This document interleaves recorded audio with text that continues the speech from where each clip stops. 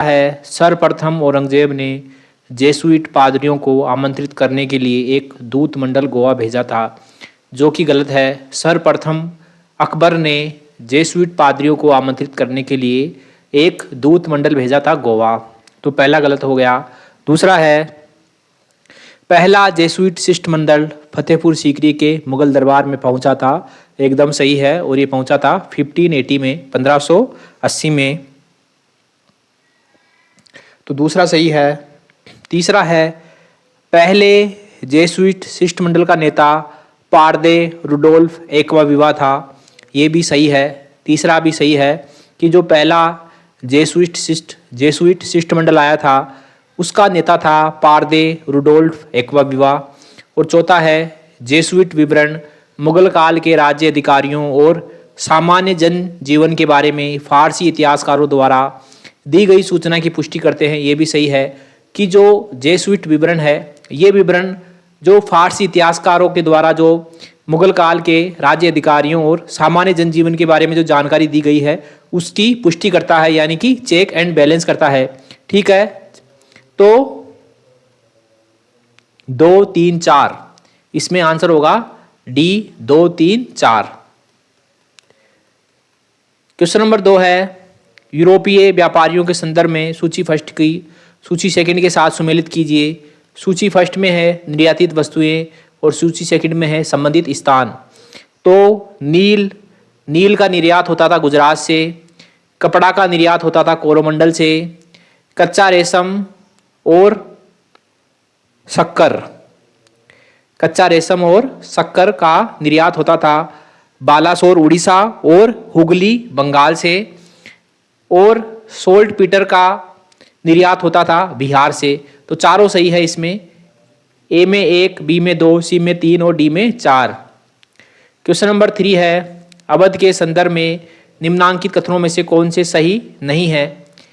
तो ए है, पहला है नवाब वाजिद अली शाह ने अपनी राजधानी फैजाबाद से लखनऊ स्थानांतरित की थी, जो कि गलत है। ये स्थानांतरित की थी आसफ उद्दौला ने राजधानी जो है लखनऊ स्थानांतरित की थी। और दूसरा है नवाब आसफ उद्दौला ने मुहर्रम मनाने के लिए लखनऊ में इमाम बाड़े का निर्माण कराया था, ये सही है, दूसरा स्टेटमेंट सही है। लेकिन हमको इसमें रोंग स्टेटमेंट चूज करना है, तो पहला इसमें रोंग है, इसलिए इसका ए ऑप्शन सही हो जाएगा। क्वेश्चन नंबर 4 है निम्नलिखित में से कौन 18वीं शताब्दी में अवध राज्य का संस्थापक था। तो ये था शहादत खां, और इनको जो है बुरहान उल मुल्क भी कहा जाता था। बुरहान उल मुल्क, मुर्शिद कुली खां और अलीवर्दी खां ये बंगाल के नवाब थे। क्वेश्चन नंबर 5 है 18वीं शताब्दी में भारत की सामाजिक स्थिति के संदर्भ में पतदाम शब्द किसे निरूपित करता है। तो पतदाम शब्द निरूपित करता है 18वीं शताब्दी में पेशवाओं द्वारा विधवा पुनर्विवाह पर पतदाम नाम का कर लगाया जाता था। तो विधवा के पुनर्विवाह पर लगाया गया एक कर, ऑप्शन सी। क्वेश्चन नंबर 6 है पानीपत के तीसरे युद्ध के समय पेशवा कौन था।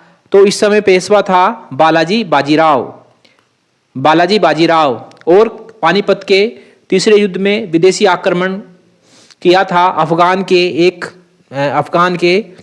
अहमद शाह अब्दाली ने भारत पर आक्रमण किया था। ओके, तो ठीक है, ये हो गया। इसके बाद एक बार हम जो पेशवाओं की हायरार्की है, जो लिस्ट है कि किसके बाद वंशावली है, उसके बारे में हम देख लेते हैं कि सबसे पहले बालाजी बाजीराव आते हैं। बालाजी विश्वनाथ, इनका टाइम पीरियड था 1713 से 1720। उसके बाद आते हैं बाजीराव प्रथम, और इनका टाइम पीरियड था 1720 से 1740। उसके बाद पेशवा बनते हैं बालाजी बाजीराव,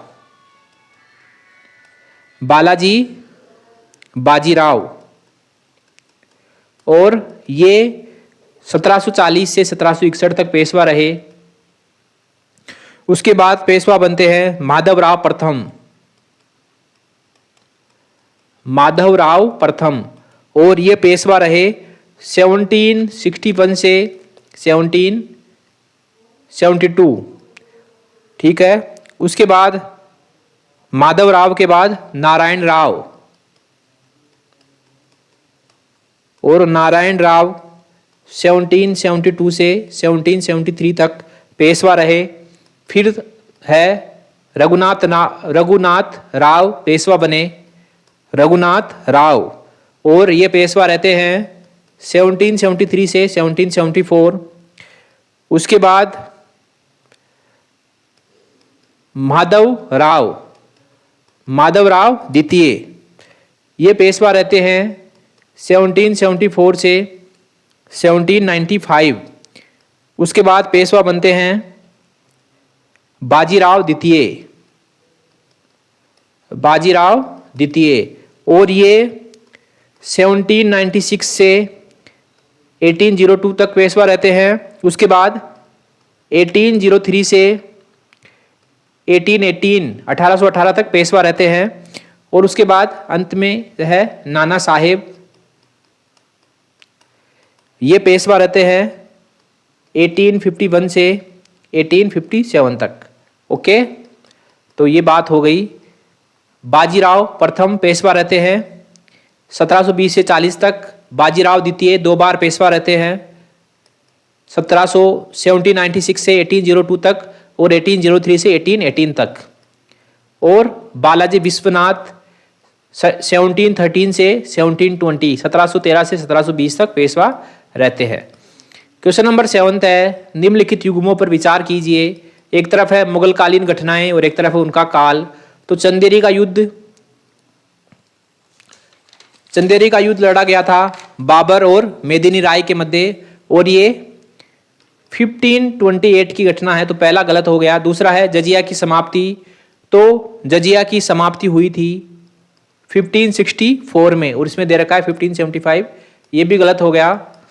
बुलंद दरवाजे का निर्माण हुआ था 1602 में, गुजरात विजय के उपलक्ष्य में फतेहपुर सीकरी में बुलंद दरवाजे का निर्माण करवाया गया था अकबर के द्वारा, तो इसमें 1602 दे रखा है, ये सही है। तो तीसरा सही है, तो इसमें सी ऑप्शन आंसर हो गया।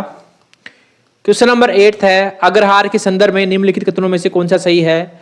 तो अग्रहार ये ब्राह्मणों को दी गई भूमि होती थी और ये कर मुक्त और राजस्व मुक्त भूमि होती थी। ओके, तो ये है, ये ब्राह्मणों को दी गई कर मुक्त भूमि। क्वेश्चन नंबर 9 है, निम्नलिखित कथनों पर विचार कीजिए। पहला है, हर्षचरित्र नामक पुस्तक की रचना हर्ष ने की थी, जो कि गलत है। इसकी रचना की थी बाण भट्ट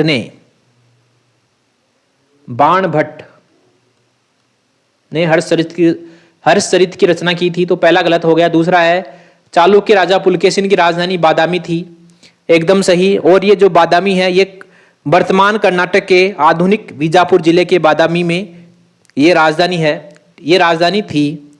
ओके, तीसरा है, हर्ष का प्रशासन गुप्तों की तुलना में अधिक सामंतिक और विकेंद्रीकृत था, एकदम सही है। मौर्य साम्राज्य, मौर्य काल में जो प्रशासन था वह सबसे अधिक केंद्रीकृत था। उसके बाद धीरे धीरे प्रशासन कमजोर, जो केंद्रीकृत है वह कमजोर पड़ता गया, और जो प्रांतों की शक्तियां हैं वह बढ़ती गई, यानी कि सामंतिक शक्तियां बढ़ती गई और विकेंद्रीकृत बढ़ता गया। ठीक है, तो तीसरा सही है, दूसरा भी सही है, तो 2 और 3 सही है। क्वेश्चन नंबर 10 है, पुंडरवर्धन भुक्ति राज्य के संदर्भ में निम्नलिखित कथनों पर विचार कीजिए। पहला है, इसका क्षेत्र उत्तरी बंगाल में पड़ता था, एकदम सही है।